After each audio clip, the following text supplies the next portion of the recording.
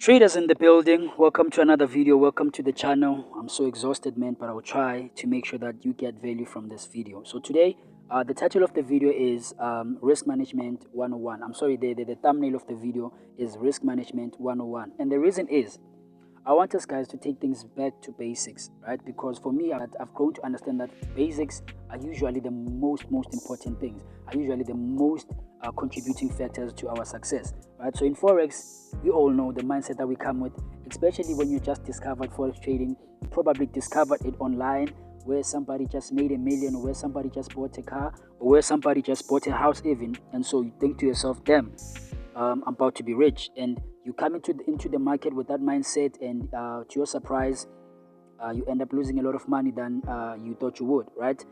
And so I want us guys to talk about mindset, personality, expectations, greed, FOMO, and lack of discipline, right? So number one, I want us to focus on our mindsets. Before we can do the chart work, let's speak about the mindset. So when I first discovered trading, it was online when somebody posted their profits. I don't remember how much it was, but it was a lot of money, and they had made that money in a very short space of time. And so to me, I was like, damn, if somebody could wake up and make so much money in a day, what's stopping me, right? Yeah, my mindset was just my mindset was very poor, if I can put it that way, right? And fast forward now, my mindset is different from how I used to think back then. So now how I think is slow and steady wins the race, right? Meaning, if you can make at least $10 a day, in 5 days you've made $50. In 30 days, you would have made $300. It's quite a decent amount of money if you think about it for a beginner trader. At least then you would have achieved consistency, which is the whole point of the game. So for me, I don't try to make $1 million in a day. I don't try to make $10,000 in a day. I just try to make as small as I possibly can in a day. But obviously, I need to survive. So at least my target, if I can make $100 in a day, for me that's perfect. I mean, $100 in a day, you can do your numbers. In a month, it's something else. It's a compound thing, you know. So my mindset when I came into the market was in harsh words, because due to a lack of a better word, it was fucked up. My mindset was fucked up, right? And so now, that's what led me to lose a lot of money. Now let's go to personality. That's number two, another contributing factor to traders losing a lot of money. So the personality that I had was I was impatient. So because I saw somebody make so much money in a short space of time, I thought, damn, I should also make that money tomorrow, or as soon as I find my account, I should make the same amount of money. And that's where I got it wrong, because then I started losing because of my personality. I was impatient. I was eager to make this. Like the way I was, I was working against myself, right? And that led me to losing a lot of money, obviously. Another thing is expectations. So my expectations, compared to the skill set I had, my expectations were so high, and the skill that I had was so low. And because of that, I could not really match the dreams that I had. That's the thing. The expectations were so high, yet the discipline and the account was so low. And so I was over leveraging, and I knew for sure I was not ready to lose that amount of money in that short space of time. And because of my expectations, I ended up losing that money, right? Another thing is greed. So we all know about greed, and we all can relate somehow to greed, because at some point you can see yourself in profit and you want more from the market. The market is giving you $10, you want more. The market is giving you $5, you want more. You just don't have a fixed target. Maybe if you can open a trade and say, okay, today I'm targeting to make $10, and to your surprise, the market just gives you $10 easily. You didn't even have to wait too long. Maybe you just opened the trade, and 5 minutes later, you're on $10 profit. And you're thinking to yourself, if I can hold longer, I'm going to make more. And eventually, the market retraces, and you end up losing that $10 that you were projected to make. And that's because you are greedy. You don't know when to stop. You just don't know when to take profits. All you want is to win each and every trade, right? That's another one. And another thing is FOMO. So the fear of missing out. Have you ever maybe opened the charts, you analyze, and you tell yourself, okay, I'm going to enter at this area over here, right? You decide, you're done deciding. And now price suddenly moves in another direction, and you see there's volume in that direction.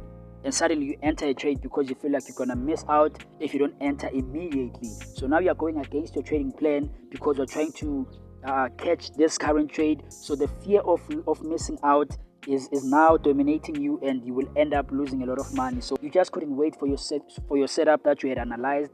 You took the one that you thought was going to work out that you didn't even analyze, right?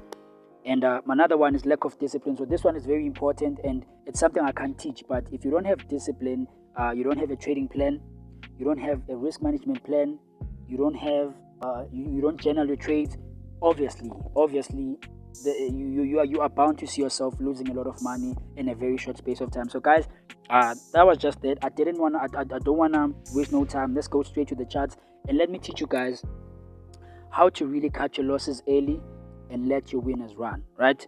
So let's go to this is a gold chart on a monthly time frame. Let's go to 15 minutes, because usually that's where I like to take. So I will take it. Let's take it over here. Let's just do like this. So the whole point of this thing, or of me making this video, is to show you guys that not every time you should win every trade. So we are gonna take it there, and we are gonna analyze until to that point. So not every time I win my trades, and not every time I lose. At most, I can win maybe 5 times out of 10, 4 times out of 10, and still I'd be able to make money because of my risk management. So now the first thing we do is let's look on our left. We draw that area over there. So I teach people how to trade like this. I teach them that we trade support and resistance. So this means if we are at support, we are buying. If we are at resistance, we are selling. Unless price proves us otherwise, say it breaks our support, then we are going to wait for a retest on that support, which turns it into a resistance, and then we are going to sell. And this is the example. This is a good example of that. So you see, this was a support, and price went up, but as soon as price broke that support, it then became a resistance. Had you entered on those simple principles, you could have made money. It's a simple thing. It's not a train smash. It's a simple thing. So say now we are trading here, and obviously I took this trade, and I don't know if you did too, but this was a trade that I took, and I was targeting only 12 pips, 12, and I was risking 4. So my risk to reward is 1:3. So I'm risking 4 pips to make 12, right? Right? So that's 4 pips. So I would have won this trade. So usually when I'm using my lot size, which is 0.12, I usually would make $150 per trade. And anytime I risk, I will lose usually $48, $49. It depends. It's 48, 49. Sometimes when the spread is high, it can be $50. That's how much I lose, right? So now we are going to follow the same rules throughout the chart, and let's see how many times I would have won, and let's see how many times I would have lost, right? So now, after winning this trade, we now wait for price to create a new structure, right? So price comes all the way here, and suddenly when it gets here, it finds support, and it bounces off of that area. So for me, I would say, okay, we have a potential area where we could buy. I would mark it that way, right? Meaning, if price would come again at this area over here, I would be looking for buys, and that would be my area for entry for buys, right? So now price, and it goes up. Let's check. It goes up, goes up, goes up, goes up. Doesn't eventually go there, right? And so now as it goes up, you notice that price keeps on rejecting, keeps on rejecting, keeps on rejecting, keeps on rejecting. So for me, it says we have area of resistance in that area. These are a resistance, and also if you look in your far left, where price was, it did try to stall a bit. They created a lot of dojis and whatnot. So for me, that is my area of sensitivity. So I will draw it like that. So what I do is, now if I don't have my risk to reward, which is for every 4 that I risk, I'm planning to catch 12, I will not enter for that trade. For instance, I would not sell at this resistance because it would not give me my risk to reward. If I was risking 4, then it means I would make only 4. It's 1:1. So I would not take that. I would wait for for the market to give me a trade that I'm comfortable with, and I will enter on that retest. So you notice here now, price then moves up, and then it breaks this area here of resistance, and then me personally, I would wait for price to come and retest, and I would enter again on the retest, because again I do see that I have a trading risk. My reward would be matched if you compare it to this area here of resistance there. So now I enter my buy on the retest. Price come retest this area, and so I enter my buy. I target 12 again, targeting 12, and I'm only risking 4, right? Okay, let's put it like that.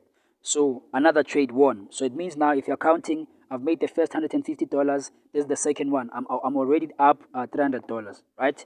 So again, price created this resistance before it moved away. So I would mark that as an area where I would buy if price came again to retest, right? If price comes to that area to retest, I want to see myself buying. But let's see what price ends up doing. And so price broke this area over here. And obviously, I'm anticipating it's going to come back and retest. And on the retest, I want to buy, right? But look at what it does over this area here. It finds resistance over there, right? As it comes down, again, it finds support.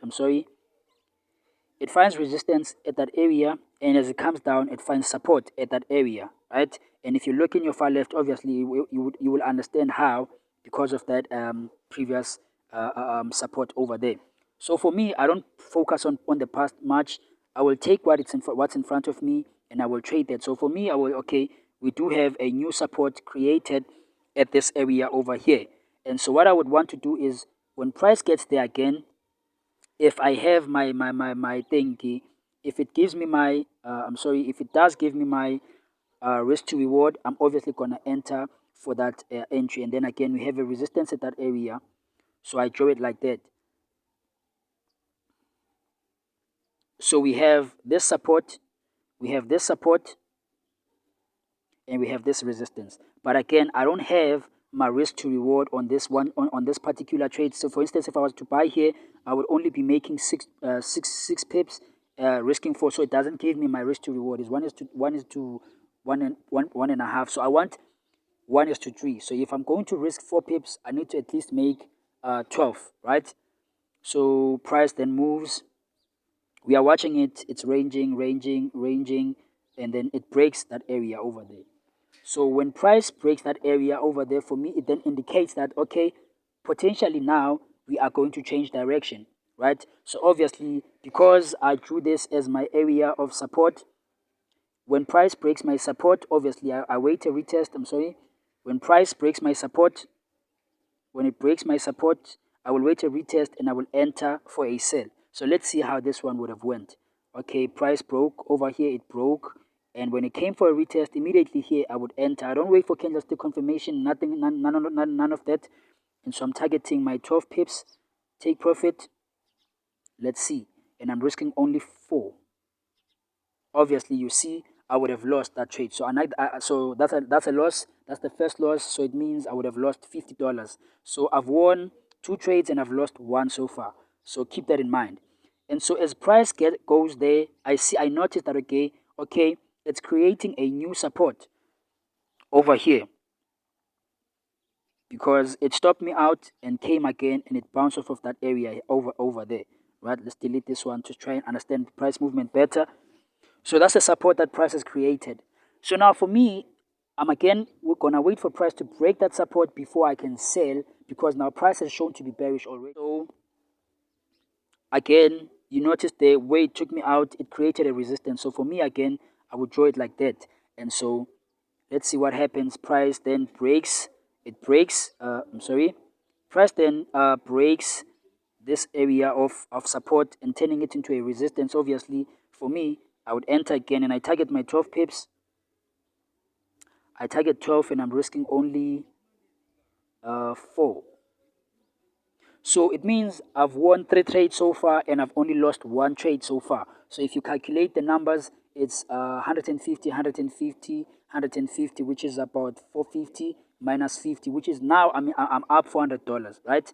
And so price, I notice again, as it comes down, it came and found support at this area, went up, found support, went up, and eventually it hit my take profit. However, I will not leave that uncatered for, because I notice that is an area of support. We have support over there. So what it means for me is that I'm going to wait again. So remember, my take profit was hit over here. So my take profit was only hit over this area here. So again, my take profit is hit and price now created a new support. So what I do again is I cater for that support. There's a new support. Because the reason why I draw these support and resistances is because price might just range. Price could just range and not go up or go down. So you need to know your ranges. You need to know, okay, if price breaks this area, this is how I'm going to react. Or if price then decides to whatever this area, this is how I'm going to react, right? And so, or again, it was also creating a resistance area over here. Sorry for that, over here. You notice, right? Price was ranging just a bit on this area, created resistance, created support, and eventually broke this new resistance. Now, if this resistance or if this support over here was not so close, I would have probably entered for a sell on this area here. But again, I notice my take profit is so close, so it doesn't give me my risk to reward of 1:3 or 4:12. So I'm not gonna enter for that trade. So what do? Is I wait. So for me, my current focus is on these two channels because if price is currently here, I'm focusing only on this resistance and only on this support. So yeah, I knew that price was gonna buy from this area according to the daily time frame, and I took that buy, and the rest was history, right? But now, following this strategy of break and retest, is I wouldn't trade a sell over here. I wouldn't enter that sell because I don't get my risk management, which is 1:6. So obviously, it would be useless for me to enter a sell that won't give me my risk to reward of 1:3. I'm sorry for 1:6. I meant 1:3. Price then broke out. It broke this resistance, the first one. It broke this one. And so when it breaks this one and goes ahead and breaks the second one, I'm no longer looking at the first one. I'm going to look at the second one as my re-entry because I'm looking at the current structure. Price broke both of these resistances, and so I'm going to look at the most recent one, which is the one at the top. Obviously, if you did enter for a buy over here, again, you target your 12 take profit hit, and you are only risking 4. That's another trade. So it would mean we've won one trade, 2, 3. Wait, is it 4? So we would have won 4 trades and only lost one trade.